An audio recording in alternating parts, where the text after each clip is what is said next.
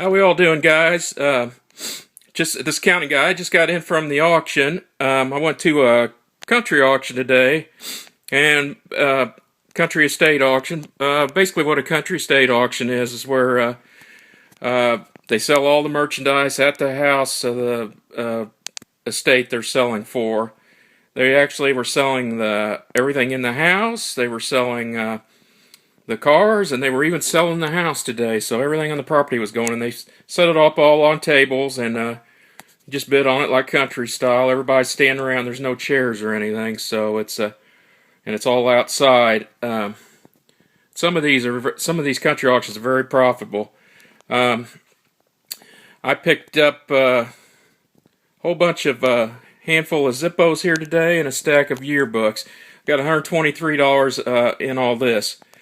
The Zippos, anytime you can pick these babies up new like this, pick them up. They're easy sells. The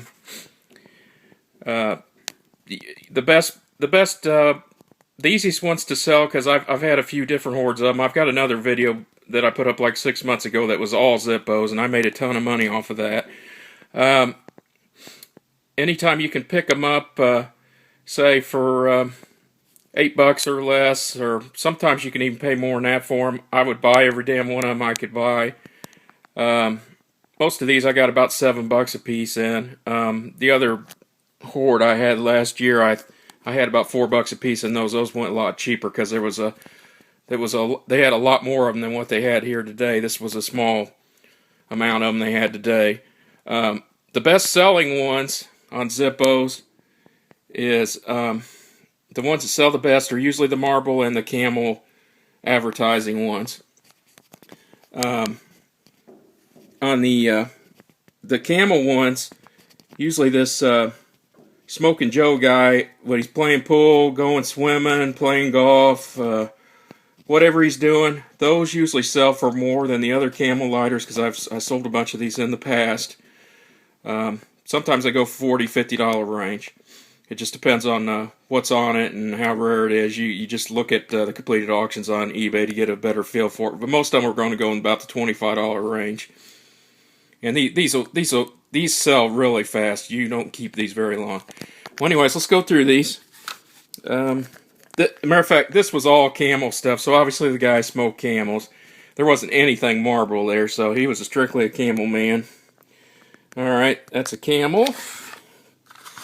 There's a Smoking Joe in a suit, so this one will go for a little premium. How much, I don't know right offhand, but we'll figure it out.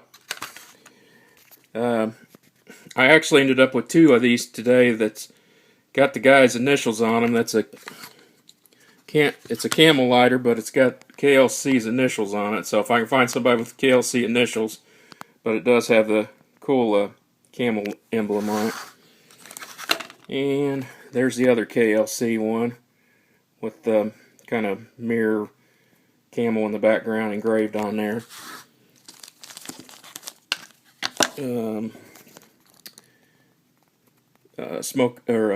Camel Racing.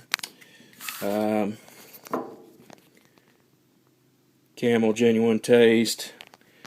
This one I shouldn't even have bought. It's a camel lighter, and I didn't even realize it till I got it in here. It's not even a Zippo. It was a camel giveaway, so I know I overpaid for that one. It happens. Oh, I got 3 of them. It's embroidered. I didn't get a chance to look at these because, they just fly through these auctions. I didn't know there was initials on them, but I'm sure I'll be able to sell them. Number 23 NASCAR. Those will sell, but they sell a lot slower than the straight smoking advertising ones. There's camel embossed. Camel Joe smoking. This one will bring a little bit of a premium too. It's a pin-up girl with a camel pack. I've actually never seen that one before, so I'll have to look that one up. And then we got a camel powered racing. And here's another camel one. And there's another camel one. Yeah, I've picked up 3 or 4 hordes of these now in the last year. I'm just telling you guys, don't pass them up if you get a chance to buy these things where they're unopened, where somebody was just collecting them, because they're easy sell. Terminal 99 buys a lot of them, and you see them in his videos too. Now, the rest of this stuff was just, it's all yearbooks. It's a run of yearbooks from 1958, I think, to 64 or something. All Anderson, Indiana, so you know anybody in Anderson, Indiana. That was, graduated from high school back in the 60s. I probably got his picture here. There's 1958, 59, 60, 61.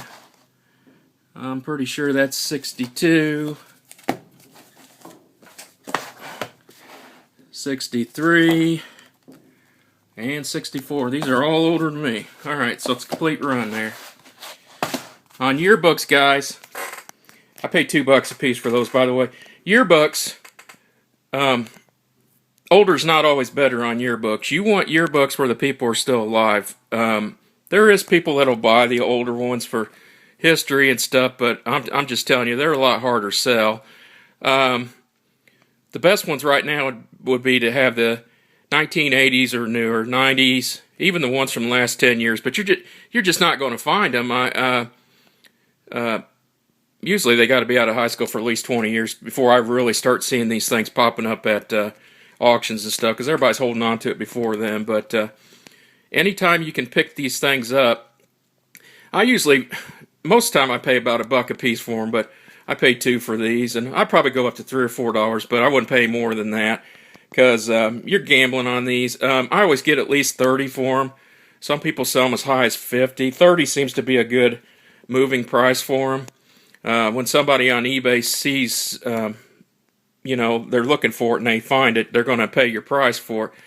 I mean, I've sold some of them within 3 days after I listed them, and then I've got some I've had for a year and a half I still can't get rid of. I got them as old as 1920. It just seems like the real old ones are the ones that's really, really hard to get rid of.